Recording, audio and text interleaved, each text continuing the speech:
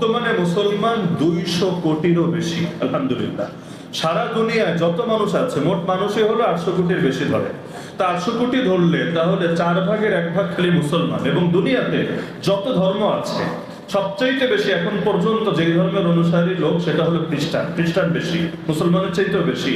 2 নাম্বারই আছে মুসলমান।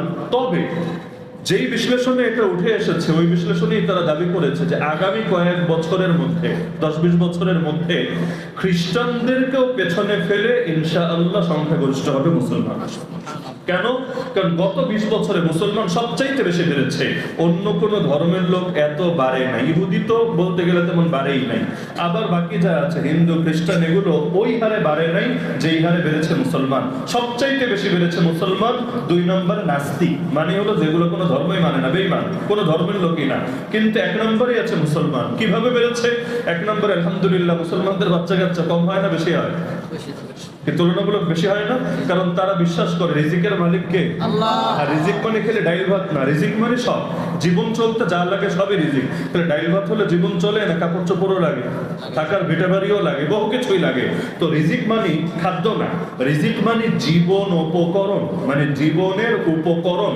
রিজিক অর্থ, রিজিকের মালিক কে? আল্লাহ। ইন্নাল্লাহা হুয়ার রাজ্জাকু যুল কুওয়াতিল মাতিন, নিশ্চয়ই আল্লাহই একমাত্র রিজিক দাতা এবং তিনি সর্বদা সবচাইতে বেশি শক্তিশালী।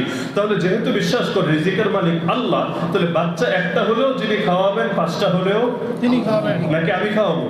আমার বাপে খাওয়াবে? কেউ খাওয়ানোর অধিকারী নাই, খাওয়ানোর মালিক একজনই, তিনি কে? আল্লাহ।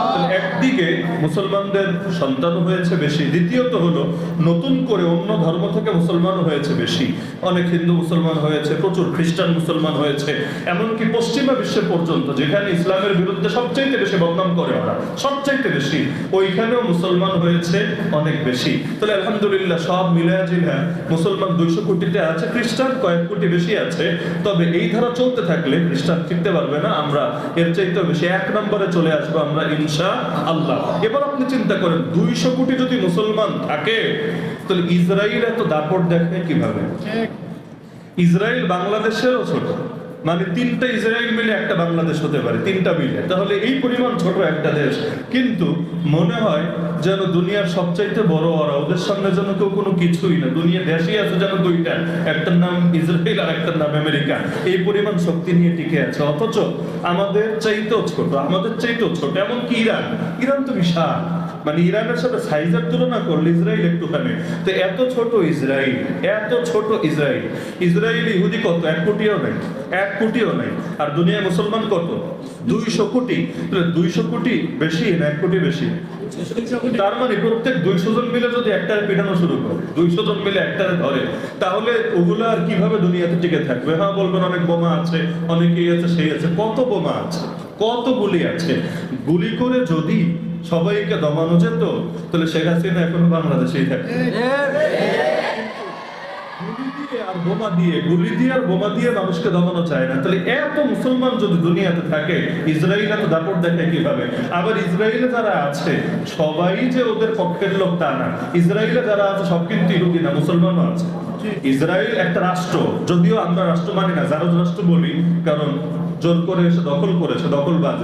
এটা ওদের মালিকানা না, উড়ে এসে জোরে বসেছে। তারপর ওইখানে যারা আছে সব ইহুদি না, মুসলমানও আছে। তাবলিগের 3টা মার্কাজ আছে ইসরায়েল। কয়টা? 3টা। দুনিয়া সব মুসলমান কি তাবলিগ করে ভাই? সব মুসলমান তাবলিগ করে না। নরসিংদীতে যত মুসলমান আছে কয়জন তাবলিগ করে? চিন্তা করেন। তাহলে সবাই তাবলিগ করে না, তাও তাবলিগের মার্কাজ 3টা আছে। তাহলে আরো বিভিন্ন মার্কাজও তো থাকতে পারে। সব মিলে সবাই যে ইহুদি তাও না।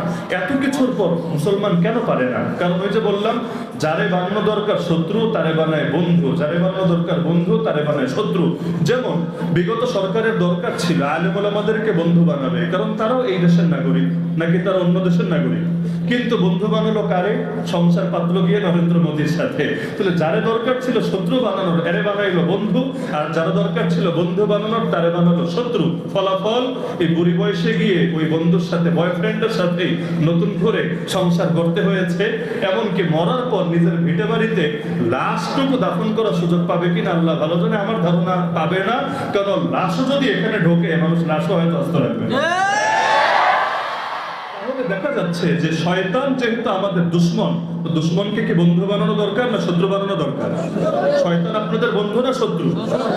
কিভাবে বুঝবো শয়তান আপনাদের শত্রু? শত্রু বুঝবো ওর সঙ্গে আপনার আচরণ দেখে। কে আপনার বন্ধু এটা কিভাবে বুঝবো? আচরণ দেখে। কিছু মানুষ আছে, ওই আমরা বাংলায় বলি, যারে দেখতে পারি না তার চলন বাঁকা। এটা কিন্তু আমাদের একটা নিয়ম।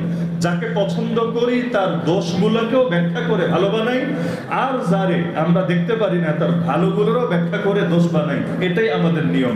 তাহলে শয়তানের সাথে আপনার আচরণ কেমন এটা দেখলে বোঝা যাবে শয়তান কি আপনার ফ্রেন্ড নাকি আপনার এনিমি। এখান থেকে বোঝা যাবে। তো শয়তান আপনার দুশমন কিভাবে বোঝা যাবে? শয়তান বলবে, এই বাসায় এসেছে ছুটির টাইম, একটু মোবাইলে একটু গুনাহ কর না, কিন্তু আপনি বলবেন ইন্নী আখাফুল্লাহ, আমি আল্লাহকে ভয় করি, আমি তোকে খুশি করতে গিয়ে আমার আল্লাহকে নারাজ করতে পারবো না। কারণ আল্লাহ নারাজ হলে কবরে আলো জ্বালাবে কে? আল্লাহ নারাজ হলে কিয়ামতের দিন ডান হাতে আমলনামা এনে দেবে কে? আল্লাহ নারাজ হলে মিজানে নেকের পাল্লা ভারী করে দেবে কে? আল্লাহ নারাজ হলে আরশের নিচে আমাকে ছায়া দেবে কে? আল্লাহ নারাজ হলে পুলসিরাত আমাকে পার করিয়ে দেবে কে? আল্লাহ নারাজ হলে আমাকে জাহান্নাম থেকে মুক্তি দিয়ে জান্নাতে পৌঁছাবে কে? তুই তো কিছুই করবি না। এমনকি দুনিয়াতে যারা শয়তানের কথা শোনে, মানে, এমনকি শয়তানের পূজাও করে, আল্লাহ কোরআনে বলে দিয়েছেন কিয়ামতের দিন শয়তান এমন ভাবে পল্টি মারবে, ওয়াকালা শাইতানু লাম্মা কুদিয়াল আমর, যখন ফয়সালা হয়ে যাবে শয়তান বলবে ইন্নাল্লাহা ওয়াদাকুম ওয়াদাল হক, নিশ্চয়ই আল্লাহ তোমাদেরকে সত্য ওয়াদা দিয়েছিলেন, ওয়া ওয়াদতুকুম, আর আমিও তোমাদেরকে ওয়াদা দিয়েছিলাম, ফাআখলাফতুকুম, কিন্তু সেই ওয়াদা আমি ভঙ্গ করলাম। ওই বলবে যে আল্লাহ যে ওয়াদা দিয়েছিলেন সেটা ছিল হক ওয়াদা, আর আমি তোমাদেরকে যে ওয়াদা দিয়েছিলাম সেই ওয়াদাকে আমি ভঙ্গ করলাম। ওয়ামা কানা লি আলাইকুম মিন সুলতান ইল্লা আন দাউতুকুম ফাস্তাজাবতুম লি, তোমাদের উপর আমার কোনো ক্ষমতা ছিল না, আমি চাইলেও তোমাদেরকে দিয়ে জোর করিয়ে পাপ করিয়ে নিতে পারতাম না। আমি শুধু তোমাদেরকে দাওয়াত দিয়েছি, ইনভাইট করেছি, তোমরা আমার দাওয়াত অ্যাকসেপ্ট করেছো, পাপ নিজেরা করেছো। শয়তানকে কাউকে দিয়ে জোর করে পাপ করাতে পারে? এটা কি সম্ভব যে আপনি সোজা হয়ে দাঁড়িয়ে আছেন কিন্তু শয়তান আপনাকে ধরিয়ে আপনারে কিভাবে আপনারে দিয়ে পাপ করিয়েছে, আপনি পাপ করেন নাই, আপনার কোনো ইচ্ছা নাই, কোনো কিছু নাই, শয়তান করেছে? এমন হয় নাকি? হয় না। আর কিছু জিনে ধরা লোক থাকে, পাগল, জিনে ধরা মানে জিনে ধরে আর মাথায় নষ্ট করে দিয়েছে, কি করে না করে এটা জ্ঞান থাকে না। এগুলোর তো শরীয়ত নাই। কেন? আল্লাহ ওদেরকে মাফ করে দিয়েছেন, কারণ ওর আকল যেহেতু স্বাভাবিক না আছে।